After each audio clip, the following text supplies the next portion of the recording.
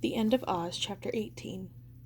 The guests circulated it in the immense caves, sipping blood-red liquor from red goblets. The room was as still and quiet as outer space. Half the attendees were using the opportunity to eat as much as they could. I snatched a goblet from a passing servant's tray and took a drink, the heady liquor burning the back of my throat and giving me courage. I noticed that Lane was talking to a man dressed as a fairy. Huge wings of wire and gossamer blossomed from his back, and he wore a crown of onyx and garnet gems. I had no love for the Gnome King, but I had to admit, grudgingly, that he threw a good party. I stayed where I was, directly in front of the raised dais where the ceremony was obviously to take place. It was currently empty. That was when I realized I hadn't said goodbye to Knox, which really meant that dying was not an option. He looked at me, and even behind his mask, his gaze said everything it needed to. He took my hand and squeezed it briefly before he let me go for good and disappeared into the crowd. I didn't see Madison. I could only hope she was doing what she was supposed to, staying out of sight and out of harm's way. A noise like a clap of thunder suddenly shook the cathedral-like room. The music cut out, and the guests immediately fell silent, apprehension spreading across their faces. A fissure in the wall on the far side of the room split open, revealing a yawning black doorway through which more guards carried an immense ruby and obsidian throne. The Gnome King lounged in the throne, one black-clad leg thrown over the armrest and dangling lazily. He wore a spiky iron crown on his bald head and a black leather suit with no shirt. The jacket unbuttoned and revealed his pale, hairless torso. Around his neck, a single enormous ruby dangled from a thick iron chain. His long silver nails, filed to sharp tips, matched his pointy-toed black boots that were tipped with shining steel. I took special note of the huge, evil-looking knife strapped to his belt, and shuddered. The guards set his throne down on a raised dais and immediately prostrated themselves, touching their foreheads to the floor. The guests followed suit, throwing themselves to the ground frantically as so not to be the last person left standing. I quickly did the same. "Greetings, my loyal and devoted subjects," the Gnome King said. Though he didn't raise his voice, it carried easily across the huge room. He put the slightest sneer into loyal, like he knew most of his subjects were no such thing. They weren't loyal. They were just terrified of him. "Thank you all for attending my little party." As if they'd had any other choice, I thought. "Please, treasured peers of the realm, do not bow before your king," he added. No one moved. No one wanted to be the first to rise. "Up, up," the Gnome King said impatiently, and at that his guests scrambled to their feet. He looked even more pleased with himself than usual, and that was saying a lot. It wasn't until he looked over his shoulder that I realized there was a figure standing in the shadows behind him, a figure that, upon his gaze, now stepped forward. I sucked in a breath and took a step back, trying to stay out of sight behind the giant feathered hat of a woman standing in front of me. Dorothy. Her skin was pale and flushed from the heat under her elaborate jeweled mask. She had chosen an appropriate costume. She was dressed as a serpent in a slinky, skin-tight red dress, encrusted with thousands of tiny red sequins that created the illusion of scales. It was cinched tightly at her tiny waist and flared out in sinuous curves over her hips and long legs. Her red heels glittered on her feet.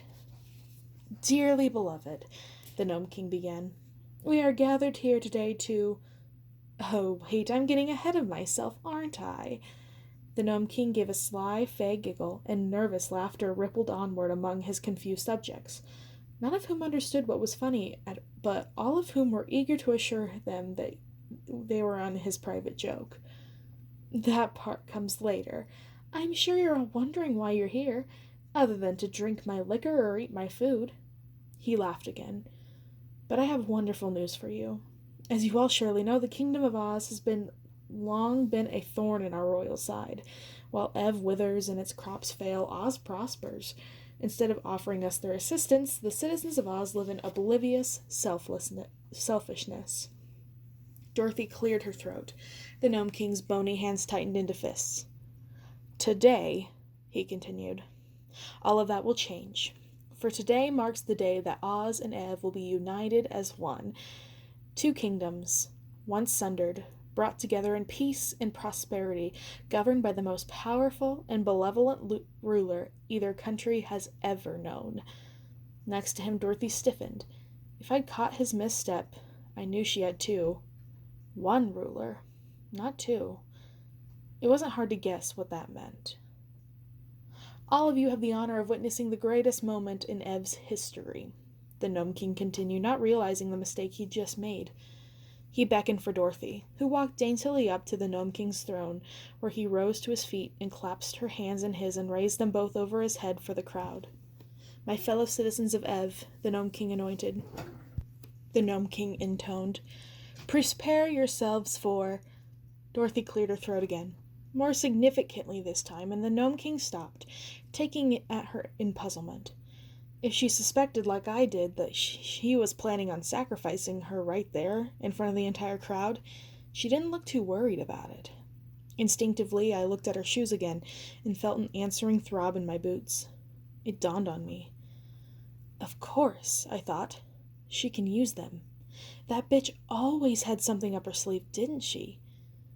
Now that I was looking for it, I could see the haze of magic pulsing around her, as if the shoes were even stronger now that they've been returned to the land they'd come from.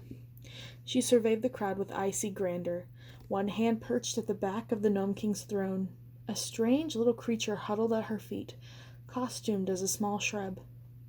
My bride is correct to remind me of why we are here, the Gnome King said finally. Before the ceremony begins, we must celebrate this momentous occasion. A rictus grin spread across his face. Let us dance and be merry, he crowed, clapping his hands. The women next to me shifted nervously at her feet. Other guests exchanged brief, uncertain glances. I said dance, the Gnome King screamed. Be merry. He must have taken a page from Dorothy's book.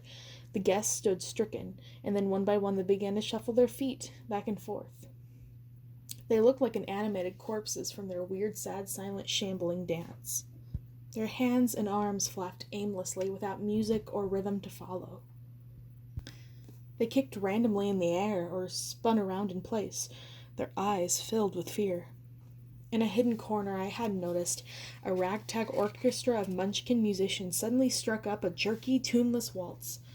Now everyone was dancing their off-kilter, graceless dance, spasming back and forth like zombies at the world's saddest disco.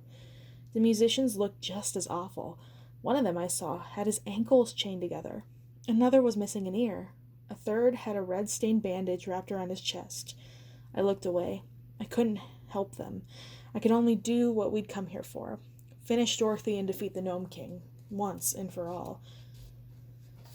Dorothy threw her head back with a jubilant grin, keeping time to the beat, as if she truly believed everyone was having the time of their lives. I lurched back and forth with everyone around me so as to not draw attention to myself, but unlike the others, whose movements were now growing increasingly frenzied, I was careful to conserve my energy.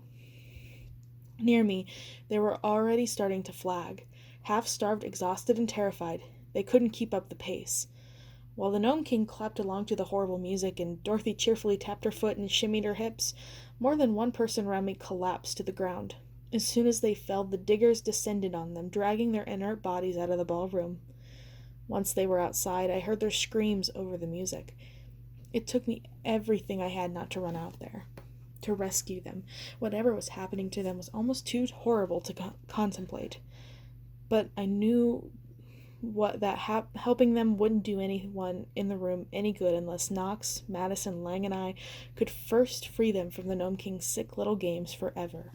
So I shut my ears against the terrible cries, even as I felt bile building up in the pit of my stomach. At last the Gnome King held up a hand and the music screeched to a halt. The musicians were panting, wide-eyed and shaky from exertion.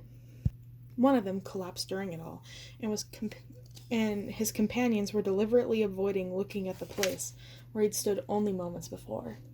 The guests stopped dancing immediately. Once more silence fell upon the room. From outside, one more tormented scream pierced the quiet, and then abruptly was cut off. No one said a word. The Gnome King got to his feet. Dearly beloved, we are gathered here today, he began again. Again he giggled at a joke that only he could really understand, as he droned on about how much Oz owed Ev, and about how he and Dorothy were going to change everything. I could almost feel his voice slithering through my body like a bug that had crawled in through my ear and was now trying to eat my body from the inside out. I wanted to retch, but I kept my eyes on the ground, terrified that he would somehow see me and recognize me. Dorothy hovered behind his throne, still smiling vacantly. All I had to do was stay out of sight. Lang could wait until the ceremony to give the signal. I knew. I just had to endure this charade once again until then. At last, the Gnome King fell silent. He held out his hand to Dorothy, and she stepped forward. "My fellow citizens of Ev," the Gnome King intoned, "I give you your future queen, the Witch Slayer, the rightful ruler of Oz." Dorothy pulled her shoulders back and lifted her chin with pride as she addressed her not-so-adoring audience. Never once had she failed to rise to an occasion. You had to hand it to her. The girl loved attention. "Greetings, my dear subjects," she purred. "I am so excited to meet you all, but first, I have a very important announcement." She raised her mask. "I want you to know we have one more incredibly special guest with here today," she said. Her already huge smile widened even further than I thought was possible as she continued. "I have to say I normally loathe party crashers, but I'm just tickled that someone as special as this would show up for little old me, with or without an invitation." Dorothy looked down at the crowd. My pulse quickened. She was looking right at me. "Hi, Amy," she said. Her grotesque grin had suddenly transformed into a joyful snarl. "Are you going to kill me now?"